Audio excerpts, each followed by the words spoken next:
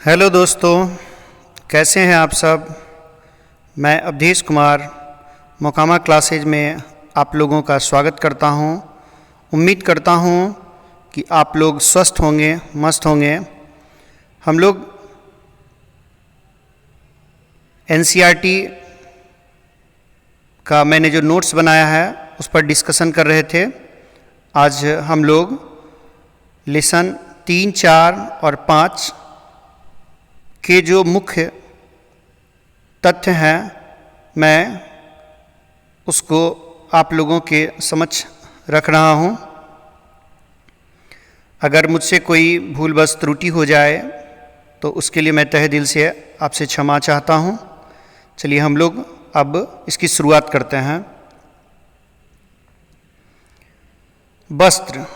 वस्त्र कई धागों से मिलकर बनते हैं और धागे कई तंतु से मिलकर बनते हैं।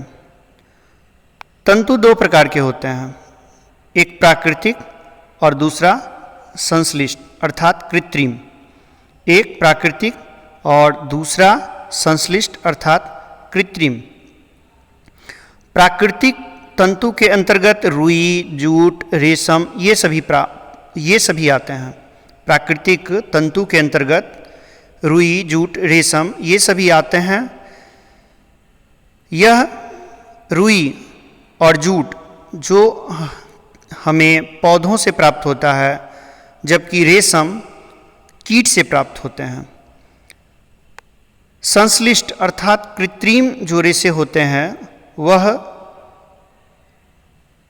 पॉलिएस्टर, नायलॉन, एक्रिलिक ये सभी संश्लिष्ट तंतु के अंतर्गत आते हैं। कुछ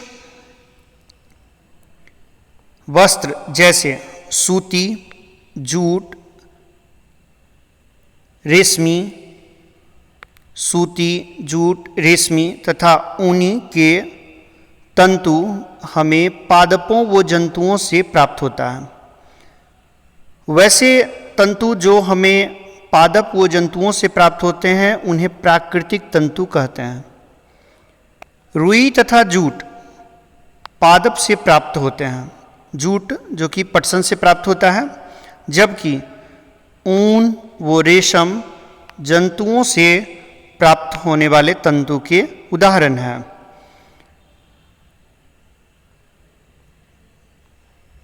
ऊन भेड़, बकरी, खरगोश, याक तथा ऊंटों के बालों से प्राप्त किया जाता है, जबकि रेशमी तंतु रेशम कीट, कोकून से खींचा जाता है। कपास की खेती के लिए काली मिट्टी सबसे उपयुक्त मानी जाती है और उसके साथ साथ कपास की खेती के लिए जलवायु जो है सो कैसी होनी चाहिए, तो उष्ण होनी चाहिए। अर्थात कपास की खेती के लिए काली मिट्टी वो उष्ण जलवायु उपयुक्त मानी जाती है।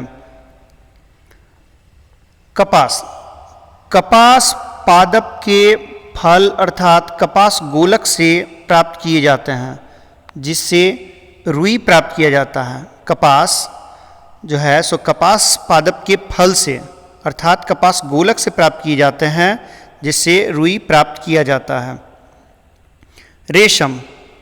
रेशम जो है रेशम कीट से प्राप्त होता है। रेशम जो है सो रेशम कीट से प्राप्त होता है। इसे कैटरपिलर या बॉम्बैक्स मुरी भी कहा जाता है। विश्व में रेशम का प्रचलन सर्वप्रथम चीन से प्रारंभ हुआ था। विश्व में रेशम का प्रचलन सर्वप्रथम चीन से प्रारंभ हुआ था।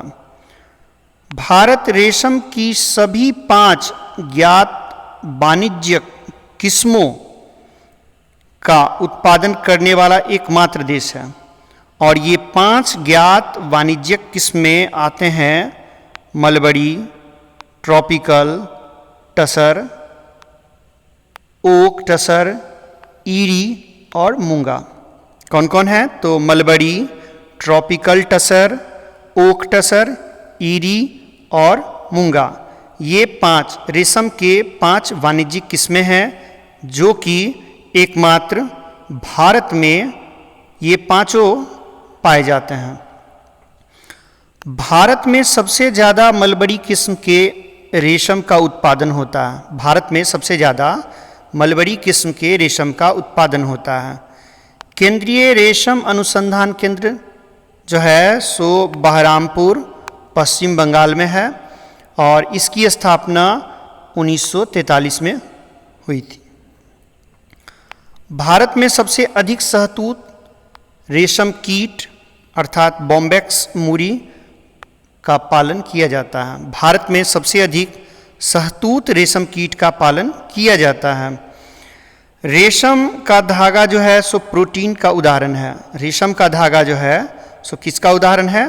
तो प्रोटीन का उदाहरण है। जबकि कपास एवं जूट जो है सो सूत अर्थात धागे अर्थात सेल्यूलोज के बने होते हैं और ये जो कपास या जूट होते हैं ये रासायनिक रूप से कार्बोहाइड्रेट के उदाहरण हैं। कपास या जूट जो है सो रासायनिक रूप से किसके उदाहरण हैं? तो ये कार्बोहाइड्रेट के उदाहरण हैं। ऐसे रेशम प्रोटीन का उदाहरण है और कपास तथा जूट सेल्यूलोज का उदाहरण है।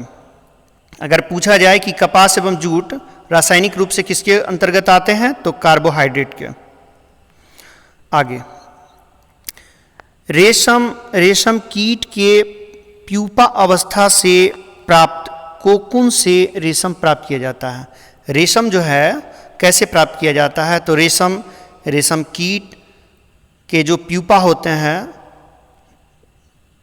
उससे उसके कोकून बनने से रेशम प्राप्त किया जाता है। रेशम कीट केवल 2 से 3 दिन तक ही जीवित रहते हैं। रेशम कीट जो होते हैं पहले उसका जो अंडा होता है, ठीक है, जो लार्वा कहलाता है, फिर लार्वा से ये जो है प्यूपा, फिर कोकून या कोया। इस कोकून से बने धागे लगभग 1000 मीटर तक लंबे होते हैं। इस कोकून से प्राप्त रेशम धागे की लंबाई कितनी होती है? तो 1000 मीटर लंबी होती है। जूट अर्थात पटसन। जूट अर्थात पटसन। तो जूट अर्थात पटसन तंतु का पटसन पादप के तने से प्राप्त किया जाता है। पटसन जो है सो जो पटसन के जो पौधे होते हैं उसके तने से पटसन का तंतु प्राप्त किया जाता है। भारत में पटसन मुख्यतः पश्चिम बंगाल, बिहार और असम में उगाया जाता है। सामान्यतः पटसन पादप को पुष्पन अवस्था में काटते हैं। सामान्यतः पटसन पादप को किस अवस्था में काटा जाता है? तो पटसन पादप को पुष्पन की अवस्था में काटा जाता है। इसकी खेती वर्षा ऋतु में की जाती है। पटसन अर्थात जूट की खेती किस मौसम में होती है? तो वर्षा ऋतु में होती है। तंतुओं से तागा या धागा बनाने की प्रक्रिया को कताई कहते हैं। तंतुओं से जो धागा बनता है उस धागे को बनाने की प्रक्रिया को क्या कहते हैं? कताई कहते हैं। तागों की बुनाई 2 प्रकार से की जाती है जिनसे वस्त्र प्राप्त होता है। तागों की बुनाई कितने प्रकार से की जाती है? तो तागों की बुनाई 2 प्रकार से की जाती है जिससे वस्त्र बनता है। अब है संतृप्त विलयन। संतृप्त विलयन किसको कहते हैं? जब हम एक गिलास पानी में कुछ नमक घोलते हैं तो यह एक निश्चित मात्रा में ही घुल पाता है। ठीक है, जब हम एक गिलास पानी लेते हैं और उसमें नमक डालते हैं, नमक घोलते हैं, तो वो नमक की मात्रा जो घुलने की होती है एक निश्चित क्वांटिटी तक ही होती है। उसके बाद नमक डालने से कुछ अविलय नमक बच जाते हैं, अर्थात उस ग्लास के जल में और अधिक नमक नहीं घुल सकता। ऐसा विलयन संतृप्त विलयन कहलाता है।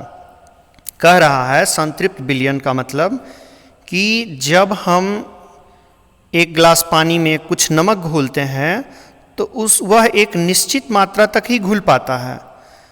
उससे अधिक नमक डालने से कुछ औबिलय नमक शेष बच जाते हैं, अर्थात उसमें अब अधिक नमक नहीं घुल सकता, तो ऐसा विलयन संतृप्त विलयन कहलाता है।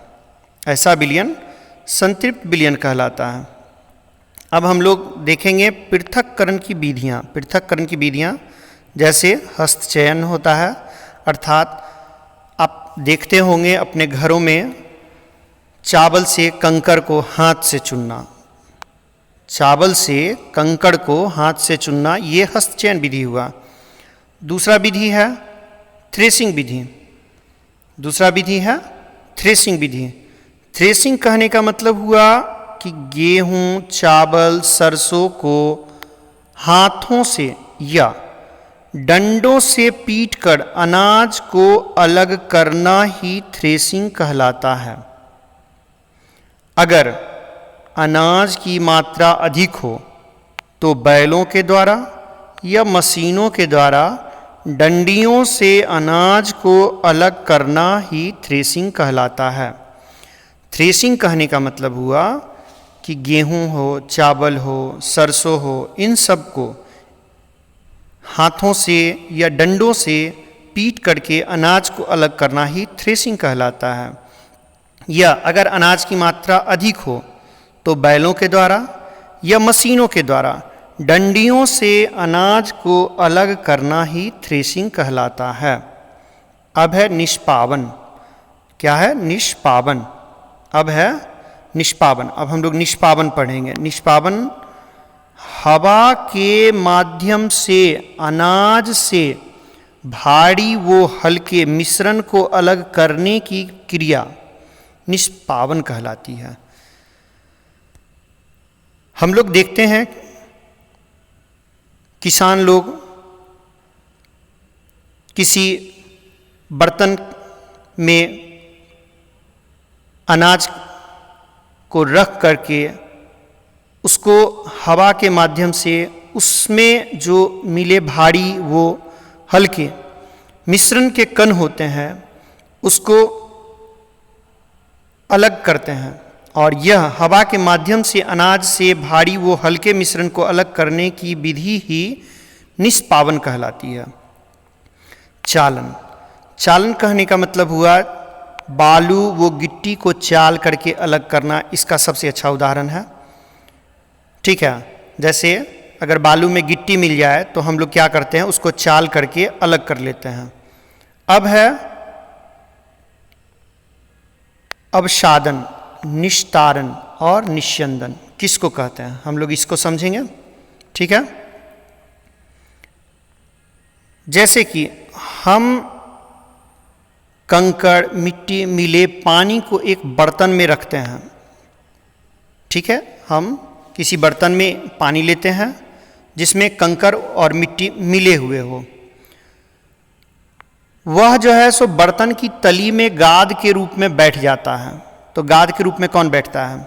जब हम एक बर्तन में कंकड़ वो मिट्टी मिले हुए पानी को लेते हैं तो गाद के रूप में तली में कंकड़ वो मिट्टी बैठ जाते हैं। इसे ही अवसादन कहते हैं, ठीक है। किसी गंदे पानी का, कंकड़ वो मिट्टी मिले पानी का किसी बर्तन की तली में गाद के रूप में बैठ जाना ही अवसादन कहलाता है।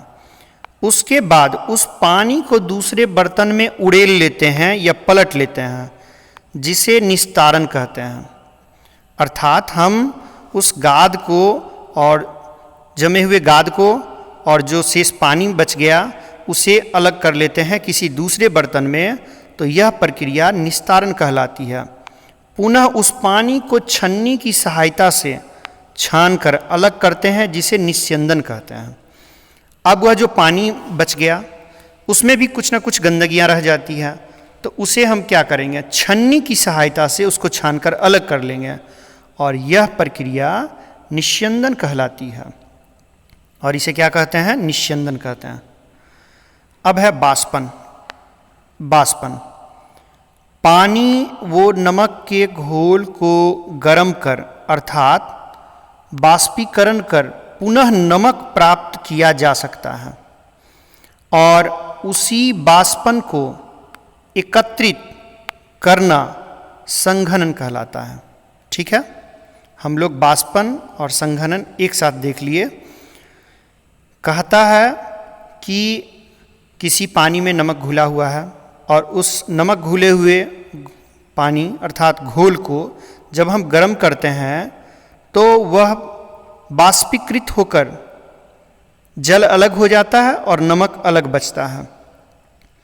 और उस बाष्प को जब हम किसी पात्र में एकत्रित कर लेते हैं तो वह संघनित हो जाता है अर्थात संघनन कहलाता है। अर्थात किसी द्रव्य से बाष्प में परिवर्तन होना बाष्पन कहलाता है, लेकिन बाष्प से द्रव्य को प्राप्त करना संघनन कहलाता है। अर्थात किसी द्रव्य से बाष्प में परिवर्तित होना बाष्पन कहलाता है। चूँकि जब द्रव्य बाष्प में बदल गया तो वह प्रक्रिया बाष्पन कहलाई, और वही बाष्प जब पानी के रूप में द्रव्य के रूप में हमें प्राप्त हो जाता है तो वह संघनन कहलाता है, और संघनन से ही वर्षा होती है। बाष्पन यह सभी बढ़ते हुए तापमान पर होता है। बाष्पन जो है सो सभी बढ़ते हुए तापमान पर होता है। अब है बाष्पीकरण। बाष्पीकरण यह एक निश्चित तापमान पर होता है, जैसे पानी का 100 डिग्री सेल्सियस पर ही उबलना होता है, जबकि कपड़ा किसी भी तापमान पर सूख जाता है अर्थात बाष्पीकृत होकर सूख जाता है। दोनों प्रक्रिया में किसी द्रव्य का बाष्प में बदलने की क्रिया ही होती है। पानी का उबलना और कपड़ों का सूखना बाष्पन का उदाहरण है। पानी का उबलना और कपड़ों का सूखना दोनों क्रिया बाष्पन का उदाहरण है। ठीक है, आज हम लोग इसे यहीं समाप्त करते हैं, फिर अगले वीडियो में मिलेंगे। तब तक के लिए मैं माफ़ी चाहता हूँ अगर कोई त्रुटि रह जाए उसके लिए, और मैं कोशिश करूँगा कि जितना हो सके बेहतर से बेहतर मैं करूँ, और आप लोगों का सुझाव मेरे लिए अति महत्वपूर्ण है। अगर कुछ भी कमियां रहे तो मैं माफ़ी चाहता हूँ। फिर मिलते हैं अगले वीडियो के साथ। जय हिंद।